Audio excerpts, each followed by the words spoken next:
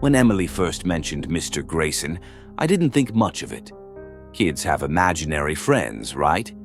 But as days passed, her stories about him became strange, disturbing even.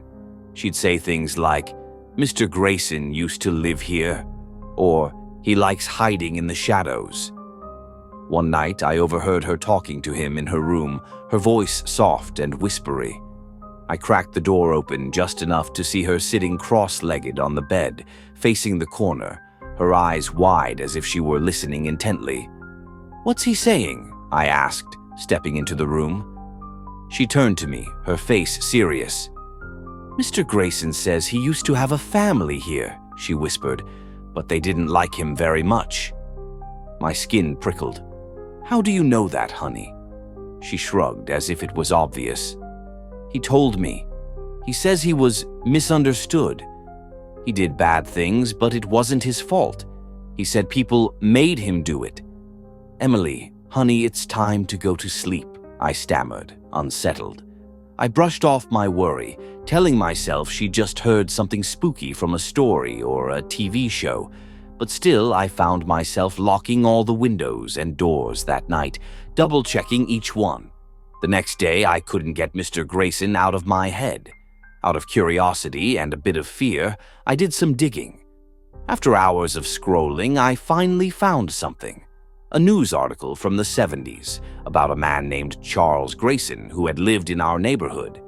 A man who was a convicted serial killer, known for targeting families with young children. He'd been arrested right after visiting a home only a few streets away. My stomach turned when I read that he died in prison.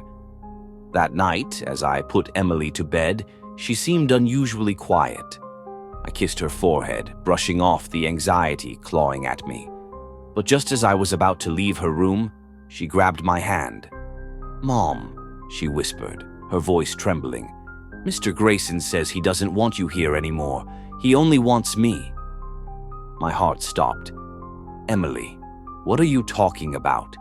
She pulled her hand away, hugging herself, and looked toward the corner. Her voice was barely a whisper. "He says, if you don't leave, he'll make you go away."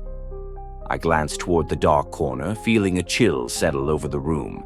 And then, there it was. A flicker of movement, like someone shifting just beyond my line of sight. I felt a cold hand brush against my shoulder, followed by a faint, malevolent whisper that made my blood run cold.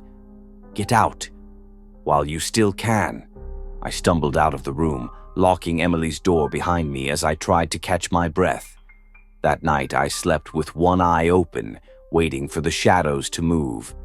And when the morning light finally crept into the room, I dared to open Emily's door. She was gone. Her window was open, curtains swaying gently in the morning breeze, but on her bed, where she'd been the night before, was a single note, written in a child's unsteady hand.